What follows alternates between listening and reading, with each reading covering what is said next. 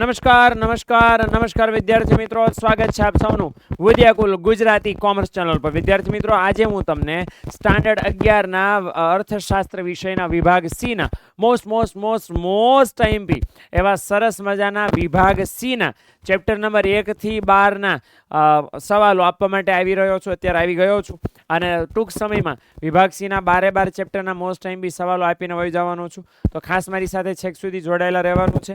Screenshot જ્યાં જ્યાં તમને જરૂર પડે ત્યાં પાડતા રહેજો, નહીંતર વિડીયો પોઝ કરીને પણ સ્ક્રીનશોટ પાડી શકશો. નંબર 2 કે આ ચેનલને સબસ્ક્રાઇબ કરવી ખાસ આવશ્યક છે, કારણ કે અર્થશાસ્ત્રના સિવાયના તમારા 11મા ધોરણના બધા જ વિષયના મોસ્ટ આઈએમપી સવાલો સેક્શન વાઇઝ આ ચેનલ ઉપર આવવાના છે. તો ખાસ ભૂલતા નહીં, જરાક ધ્યાન આપજો. શરૂઆત કરીએ છીએ આપણે વિભાગ સી ના મોસ્ટ આઈએમપી સવાલો. ચેપ્ટર નંબર 1 ની અંદર કેટલા સવાલો મોસ્ટ આઈએમપી છે જોઈ લો, સ્ક્રીનશોટ પાડી લેજો ભાઈ. દશા અને દિશા વલણો જાણવા, આંકડાકીય માહિતી ઉપયોગી, ચોરી આર્થિક પ્રવૃત્તિ નથી. આકૃતિક આલેખમાં રજૂ કરતી વખતે ધ્યાનમાં રાખવાની બાબતો. આર્થિક પ્રવૃત્તિ એટલે શું, એક ઉદાહરણ આપવાનું છે અને માર્શલની અર્થશાસ્ત્રની વ્યાખ્યા સમજાવવાની છે. દીકરો, આ બધા સવાલ 2 માર્ક્સ માટે મોસ્ટ આઈએમપી છે. આ બાબતનું જરાક ધ્યાન રહેવું જોઈએ. હાલો, ત્યાર પછી ચેપ્ટર નંબર 2. ચેપ્ટર નંબર 2 ની અંદર આટલા સવાલો છે. શ્રમ અને શ્રમિક અભિન્ન છે. મૂડી ઉત્પાદનનું માનવ સર્જિત સાધન છે, સમજાવવાનું છે. અર્થતંત્રમાં આવતા આર્થિક પરિવર્તનો કેટલા અને કયા કયા, તો ધ્યાન રાખજો. ચક્રીય, મોસમી અને દીર્ઘકાલીન અને આકસ્મિક વસ્તુ કે ખાનગી વસ્તુ જાહેર વસ્તુના તફાવતના બબે મુદ્દા આપણે લખવાના છે. સંપત્તિના છે લક્ષણો આપણે ખાસ જણાવવાના છે. તો 2 માર્ક્સની અંદર આ સવાલો ચેપ્ટર નંબર 2 માંથી મોસ્ટ આઈએમપી છે. વાત કરીએ ત્યાર પછી ચેપ્ટર નંબર 3 ની, તો પહેલા ખાસ મારે તમને કહેવું છે કે ચેપ્ટર નંબર 12 જેટલા પણ 12 ચેપ્ટર છે, એ 12 ચેપ્ટરના સેક્શન એ અને સેક્શન બી ના મોસ્ટ આઈએમપી સવાલો જવાબો સાથેની પીડીએફ તમારા માટે બનાવીને ઓલરેડી મૂકી દીધી છે. અને પીડીએફની લિંક આ લેક્ચરના ડિસ્ક્રિપ્શનની અંદર છે. જો જેવી રીતે 12મા ધોરણમાં છે ને, તમને કહી દો, 12મા ધોરણમાં મારી ઇકોનોમિક્સના પેપરની અંદર 30 માર્ક્સનું, એટલે 20 MCQ અને 10 VSQ, 30 માર્કનું આવી હેતુલક્ષીની પીડીએફમાંથી હતું. તો 11મા ધોરણમાં પણ દીકરાઓ હેતુલક્ષીની પીડીએફમાંથી જ તમારા સેક્શન એ અને સેક્શન બી ના સવાલો નીકળવાના છે. તો ડાઉનલોડ ન કરી હોય તો ખાસ ડાઉનલોડ કરી લેજો. જો ક્યાં ગયું ઇકોનોમિક્સ, સારું ઇકોનોમિક્સ અને એસપીસીસી બંને છે ભાઈ. તો ઇકોનોમિક્સ અને એસપીસીસી બંનેની મોસ્ટ આઈએમપી સવાલોની જવાબો સાથેની પીડીએફ અવેલેબલ છે. આ લેક્ચરના ડિસ્ક્રિપ્શનમાં લિંક છે, તો લઈ લેજો. અને ખાલી એટલું નથી ભાઈ, સાહેબ BCD ને E નું શું, ઓકે, સ્ટેટમાં F ને એકાઉન્ટમાં F ને બધાનું શું, એના માટે યુથ સ્વયંનો 11મા ધોરણ માટેનો મોસ્ટ આઈએમપી પેપર સેટ છે, એને જરાક ધ્યાનમાં લઈ લેજો. ડન છે. એ મોસ્ટ આઈએમપી પેપર સેટ તમારા માટે ખાસ કામની વસ્તુ ધરાવે છે, તો ભૂલતા નહીં. તો ઓલરેડી પેપર સેટ અવેલેબલ છે. તમારે છે મેળવવા માટે, પેપર સેટ મેળવવા માટે 97 આ નંબર ઉપર કોલ કરી દેવાનો છે. ઓકે, તો તમને માહિતી મળી જશે. ચેપ્ટર નંબર 3 ની વાત કરી દઈએ તો આટલા સવાલો. અવેજી અસર એટલે શું, માંગનો નિયમ સમજાવતા કઈ ધારણા કરવામાં આવે છે, માંગનો વિધેય એટલે શું, સંપૂર્ણ મૂલ્ય અનપેક્ષ માંગ એટલે શું. 2 માર્કમાં પૂછે તો વ્યાખ્યા, મૂલ્ય આપણે ફરજિયાત લખવા પડે. કિંમત અને માંગ વચ્ચે વ્યસ્ત સંબંધ સાથી હોય છે, તો 2 રીઝન આપણી પાસે આવે છે, આવક અસર અને અવેજી અસર. ઓકે, આટલી વિગતો આપણે ખાસ ધ્યાનમાં રાખવાની છે. 2 માર્ક્સના ચેપ્ટર નંબર 3 ના મોસ્ટ આઈએમપી સવાલો તમારી નજર સમક્ષ અત્યારે આ રહ્યા. ચેપ્ટર નંબર 4 ની ત્યાર પછી વાત કરીએ, પુરવઠો નામનો સરસ મજાનો પાઠ છે. અલભ્ય, આમ તો પુરવઠાની નિયમના 2 અપવાદો છે, અલભ્ય વસ્તુ અને નાશવંત વસ્તુ. તો એ 2 પાઈએ કરી નાખજો. શા માટે પુરવઠો ઉત્પાદન કરતા વધારે હોઈ શકે પણ કુલ જથ્થા કરતા વધારે ન હોઈ શકે, તો ભાઈ આ પુરવઠો અને જથ્થો બંને વચ્ચેનો તફાવત ચોપડીમાં આપ્યો છે, એટલે ભાગ પાડી નથી આપ્યો, એમનો ફકરો સમજાવ્યો છે, એની અંદર તમને આ જવાબ મળી રહેશે. બજાર કિંમતનું નિર્ધારણ એટલે શું ભાઈ, માર્શલ દાદા કાતરના પાનાવાળું ઉદાહરણ આપ્યું હતું ને, એ આપણે મેન્શન કરવાનું થશે એની અંદર. પુરવઠા રેખાનો ઢાળ કેમ ધન હોય છે ભાઈ, કારણ આપીને સમજાવવાનું, કારણ કે કિંમત વધતા પુરવઠો વધે ને કિંમત ઘટતા પુરવઠો ઘટે છે. કિંમત વધતા વેપારી નફાની શક્યતા વધે છે માટે. ઓકે, તો ચેપ્ટર નંબર 4 ના 4 જ સવાલો મોસ્ટ આઈએમપી છે. વિભાગ સી ના મોસ્ટ આઈએમપી સવાલો અત્યારે આપણે જોઈ રહ્યા છીએ. ચેપ્ટર નંબર 5 ની વાત કરીએ તો લાંબા ગાળે બધા ખર્ચાઓ કેવા બની જાય છે ભાઈ, અસ્થિર. કુલ ખર્ચ અને કુલ આવકનો અર્થ, સમયનો ટૂંકો ગાળો એટલે શું, સરેરાશ સ્થિર ખર્ચ એટલે શું, સીમાંત ખર્ચ એટલે શું. તો આટલી વિગતો છે, મોસ્ટ આઈએમપી છે, ધ્યાનમાં રાખવાની છે, ભૂલી જતા નહીં. ચાલો ચાલો ચાલો ચાલો ફટાફટ સટાસટ આટલી વિગતો છે આપણે ખાસ ધ્યાનમાં રાખવાની થશે. ઓકે, હાલો. તો આ મોસ્ટ ટાઈમ છે પ્રોફેસર બેનહામ વાળા ભાઈ. ટૂંકો ગાળો અને લાંબો ગાળો ખાસ અગત્યનો છે. તો ઓકે, સરેરાશ ખર્ચ અને સીમાંત ખર્ચ વચ્ચેનો સંબંધ આપણે 3 માર્ક્સમાં જોશું. ચેપ્ટર નંબર 6 ની વાત કરીએ તો બિન કિંમત હરીફાઈ. બિન કિંમત હરીફાઈ જે છે ને એ ઇજારાયુક્ત હરીફાઈનું મોસ્ટ ટાઈમ બી લક્ષણ છે. 2 માર્ક્સમાં આ પણ સવાલ પૂછે છે કે ઇજારામાં પેઢીએ જ ઉદ્યોગ છે, વિધાન સમજાવો. તો 7મું લક્ષણ ઇજારાનું આપણો આનો જવાબ આવશે. પરસ્પર અવલંબન એટલે શું? અલ્પહસ્તક ઇજારાનું મોસ્ટ ટાઈમ પી. પેલા ખાંચાવાળી માંગ રેખાની ઉપરનો મુદ્દો છે, તો ભૂલતા નહીં, ધ્યાન રાખીને ફટાફટ પાકો કરી નાખજો. ચેપ્ટર નંબર 6 બજાર.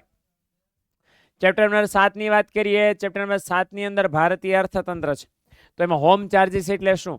સ્વાતંત્ર્ય પહેલાનું ભારતીય અર્થતંત્ર, એની અંદર છે 13મો મુદ્દો આપણો હોમ ચાર્જીસ એટલે શું, એની વ્યાખ્યા અને એમાં સમાવિષ્ટ થતી બાબતો. ઓકે, કે અંગ્રેજ બ્રિટિશ અધિકારીઓના પગાર, પેન્શન, ભથ્થાને એ બધું એની અંદર સમાવેશ થાય. બ્રિટિશ શાસન દરમિયાન ભારતનો સુતરાઉ કાપડનો ઉદ્યોગ શા માટે બરબાદ થયો? તો ઉદ્યોગો ઉપર કરેલું શોષણ અંગ્રેજોએ, એ આપણે આની અંદર લખવાનું છે. કારણ કે આપણા ભારત દેશના વેપારીઓ પર 15% જકાત નાખતા હતા. ઇંગ્લેન્ડના વેપારીઓ સુતરાઉ કાપડની આયાત કરે તો માત્ર 2.5% નાખતા હતા. તો આટલા તફાવતને કારણે સુતરાઉ કાપડનો ઉદ્યોગ બરબાદ થયો. હસ્તકલા કારીગરોનું શોષણ શું છું કે 40%થી 40% જેટલા ઓછા ભાવે ખરીદી લેતા હતા અને પછી બજારમાં વેચતા હતા. ઓકે, તો એ શોષણ કર્યું, એનો હસ્તકલા કારીગરોનો આખો મુદ્દો છે. પ્રાચીન ભારતની રાષ્ટ્રીય આવક ઉપર સંક્ષિપ્ત ઔરંગઝેબ વખતની 90 કરોડ પાઉન્ડ હતી. 90 કરોડ નહીં, સોરી 25 કરોડ પાઉન્ડ હતી. તો એ લખવાનું છે. ભારતમાં અંગ્રેજોનો ઘૂઘાઓનો સમયગાળો, તો બ્રિટિશ શાસન ને અંગ્રેજોનું શાસન બે આપણે લખી નાખવાનું થશે. ઓકે, તો ચેપ્ટર નંબર 7 માંથી આટલા સવાલો મોસ્ટ ટાઈમ બી છે. આ બાબતનું આપણે ધ્યાન રાખીને ચાલશું. ચેપ્ટર નંબર 8 ની વાત કરીએ દીકરાઓ, તો વિમૂડીકરણની પ્રક્રિયા સમજાવવાની છે. એફડીઆઈ નું સ્વરૂપ, એફઆઈઆઈ સમજાવવાનું છે. એફઆઈ એટલે ફોરેન ઇન્સ્ટિટ્યુશનલ ઇન્વેસ્ટમેન્ટ, એફડી એટલે ફોરેન ડાયરેક્ટ ઇન્વેસ્ટમેન્ટ. તો આ એટલા સવાલો મોસ્ટ ટાઈમ બી છે. આ બાબત ધ્યાનમાં રાખજો. કોઈ એમ કહે કે સાહેબ તમે ખાલી સવાલ આપો છો, જવાબ ક્યાં? તો આના જવાબો બધા વન શોટ લેક્ચરમાં મેં બધા લઈને આવવાના છે. ઓલરેડી તેમાં જોતા હશો ત્યારે 1-2 વિષયના ચેપ્ટર્સના વન શોટ આવી પણ ગયા હશે.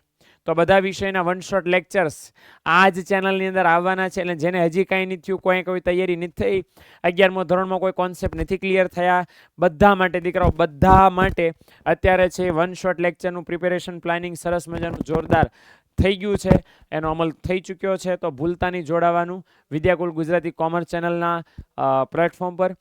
ચેનલને સબસ્ક્રાઈબ ન કર્યો તો ફટાફટ સટાસટ ચેનલને સબસ્ક્રાઈબ કરી દેજો. ઓકે, હાલો. તો આર્થિક સુધારાના કોઈ પણ 2 હેતુ લખવાના છે. ઓકે, તો 3 માર્ક્સ માટે આમ થાય મોસ્ટ ટાઈમ બી છે જ. 1991માં આર્થિક સુધારા કરવાની ફરજ શા માટે પડી, એ પણ મેન્શન કરવાનું ભૂલવાનું નહીં.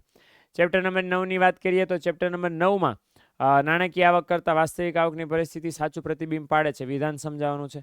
શુદ્ધ આંતરિક પેદાશ, શુદ્ધ આંતરિક એટલે net domestic product, NDP most IMP છે. માથરીઠ આવકની વ્યાખ્યા અને સૂત્ર જાણવું બહુ મોસ્ટ આઈએમપી છે. તો જરાક ધ્યાન રાખજો. ઓકે, હાલો ત્યાર પછી આગળ વધીએ. ચેપ્ટર નંબર 9માં રાષ્ટ્રીય ચક્રાકાર પ્રવાહમાં રહેલી ધારણાઓ, અલિપ્ત અર્થતંત્રના ધારણાઓ આપણે લખવાની થશે. વન શોટની અંદર આપણે કવર કરી લેવાનું છે. રાષ્ટ્રીયની વિવિધ વ્યાખ્યા પરથી રાષ્ટ્રીય વિશેના આપણા તારણો જણાવવાના છે. તો આટલા સવાલો ચેપ્ટર નંબર 9ના મોસ્ટ ટાઈમ બી સવાલો છે. આ બાબતનું ધ્યાન રહે.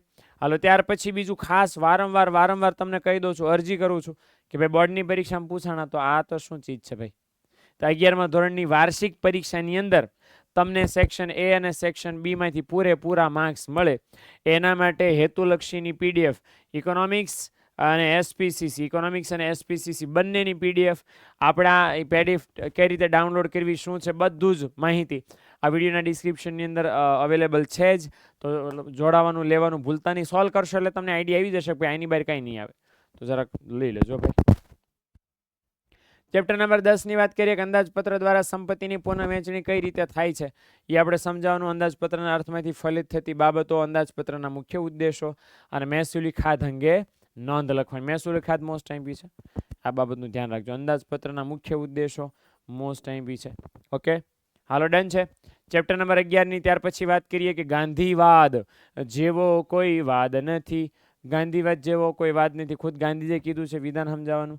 જનપદની રચના, કૌટિલ્યના વિચારોનો પહેલો મુદ્દો એ આપણે મોસ્ટ ટાઈમ બી છે. કામના ગૌરવ, શ્રમના ગૌરવ વિશે ગાંધીજીના વિચારો 2 માર્ક્સમાં ખાસ અગત્યનો સવાલ છે, ધ્યાનમાં રાખજો. ટ્રસ્ટીશીપનો છે સિદ્ધાંત, પણ એ 3 માર્ક્સમાં 5 માર્ક્સમાં, તો એના વિડીયોમાં એની વાત આપણે કરીશું. અને સાહેબ ચેપ્ટર નંબર 12 બગડે બાર, તો એની અંદર આપણે જીવામૃત મોસ્ટ ટાઈમ બી છે, ભૂલી નહીં જતા જીવામૃત છે. ત્યાર પછી બીજામૃતને પટ આપવાની પદ્ધતિ, બીજામૃતનો પટ આપવાની પદ્ધતિ એ ખાસમ ખાસ અગત્યનું છે. પછી ઓલા સહજીવનની જૈવ વિવિધતાના સિદ્ધાંતો છે, એ તો આપણે 3 માર્ક્સમાં મોસ્ટ ટાઈમ બી છે, એટલે નથી કરતા, બરાબર ને. પછી આચ્છાદનમાં છે કાષ્ટ આચ્છાદન.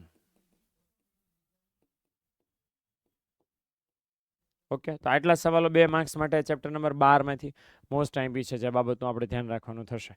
ડન છે.